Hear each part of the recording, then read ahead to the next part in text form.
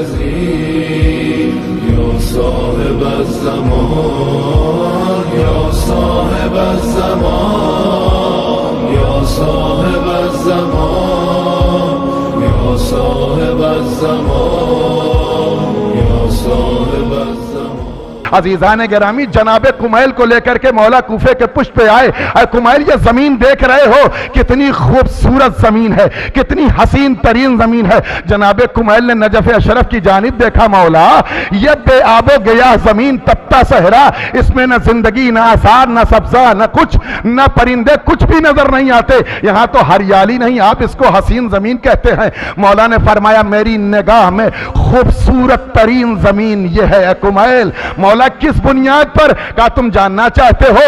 جب پوری کائنات پر اللہ نے میری ولایت کو پیش کیا تو سب سے پہلے چوتھے آسمان نے قبول کیا، اللہ نے اس کو بیت معمور سے سجا دیا۔ اس کے بعد مکہ کی زمین نے قبول کیا، اللہ نے اس کو خانہ کعبہ سے سجا دیا۔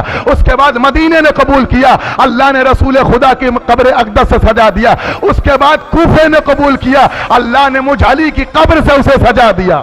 توجہ چاہتا ہوں، مجھ علی کی قبر سے سجا دیا۔ اے کمیل، تم جاننا چاہتے ہو یہ زمین کیا ہے؟ یہ زمین پاکیزہ زمین ہے۔ یہ زمین وہ زمین ہے جس کو سب سے پہلے جناب ابراہیم نے خریدا۔ یہ زمین وہ ہے، کوفے کی زمین وہ ہے جہاں پر روز زلزلے آتے تھے، روز جھٹکا لگتا تھا۔ ایک دن جھٹکا نہ لگا، لوگ متوجہ ہو گئے، آخر آج اس زمین کو زلزلہ کیوں نہیں آیا؟ کوئی نئی بات، کوئی نیا آدمی، کوئی نیا شخص آیا، لوگ متوجہ ہوئے، صحرا میں آئے، کیا دیکھا ہے؟ خیمہ سفید سا لگا ہوا ہے، اس میں ریشہ دراز بزرگ بیٹھے ہوئے ہیں، ان کے خادم موجود ہے۔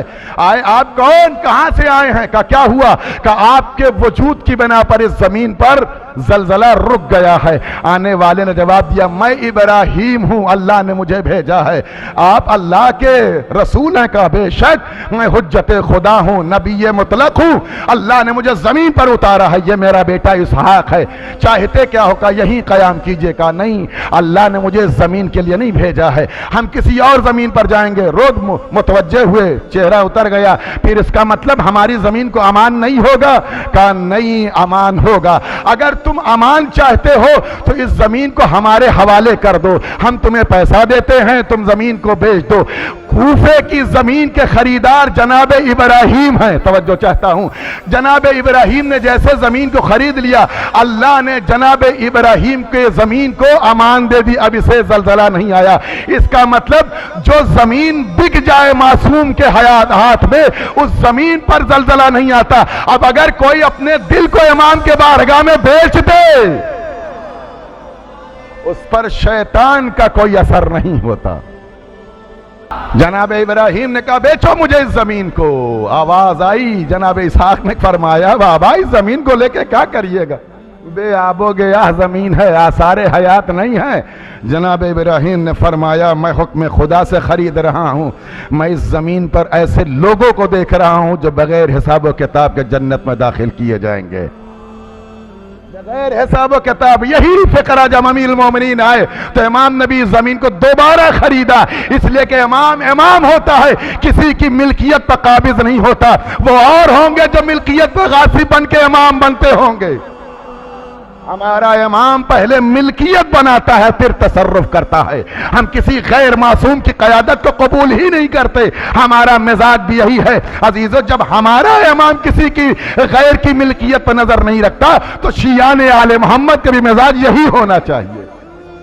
جناب کمیل نے فرمایا مولا آپ اس کو خرید۔ امام نے فرمایا اے کمیل میں اس میں ایک شہر دیکھ رہا ہوں، آج تم اس کو صحرا دیکھ رہے ہو، میں شہر دیکھ رہا ہوں۔ یہ دجلہ جو بہ رہا ہے، یہ فرات جو بہ رہی ہے تم دیکھ رہے ہو، میں دیکھ رہا ہوں اسی پانی سے لوگ دنیا کو روشن کر دیں گے۔ مولا کیسے؟ کہا اس سے لوگ چراغ روشن کریں گے، ساری دنیا میں لوگ اس سے روشنیاں تقسیم کریں گے۔ عزیزان گرامی، جناب کمیل سے امام نے بیان کرنا شروع کیا، میں وہ زمانہ دیکھ رہا ہوں لوگ لوہے پر سفر کریں گے، ادھر سے ادھر منتقل ہو جائیں گے۔ اے کمیل میں زمانہ دیکھ رہا ہوں کہ اسی کوفے میں ایک شہر آباد ہوگا، ان کے درخت، ان کے گھروں کے اوپر ایریل لگا ہوگا، اور اس ایریل کا اثر وہ ہوگا کہ زمین پر بیٹھ کر کے ساری دنیا اپنے گھروں میں دیکھ رہے ہوں۔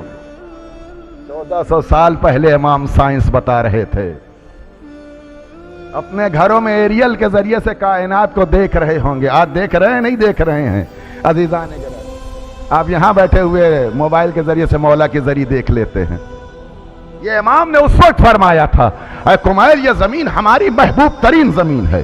آج امام نے اسے پائے تخت بنایا. حجت خدا نے پہلا پائے تخت اسلام کا کوفہ ہے. اور جب امام علیہ السلام تشریف لائیں گے اسی مقام پر جہاں امام نے جس زمین کو اپنا پائے تخت بنایا تھا اسی کوفے کی زمین کو امام پائے تخت بنائیں گے. دنیا کا سب سے بلند ترین پہاڑ کیا کون سے معلوم ہے؟ جہاں امیر المومنین کی قبر ہے. نجف اشرف سب سے بلند ترین پہاڑ ہے. یہی پہاڑ کوہ طور ہے جہاں پہ جناب موسیٰ کو بلا کے اللہ نے کلام کیا تھا. یہی پہاڑ ہے جہاں جناب ابراہیم کو بلا کر کے اللہ نے خلیل ہونے کا اعلان کیا تھا. یہی پہاڑ ہے جہاں پر جناب عیسیٰ کو بلا کے روح اللہ کا خطاب دیا تھا. نجف اشرف کوہ طور ہے. نجف اشرف انبیاء کی زمین ہے. نجف اشرف پیغمبر نے فرمایا ہیا بقعۃ الجنہ، نجف جنت کا ٹکڑا ہے.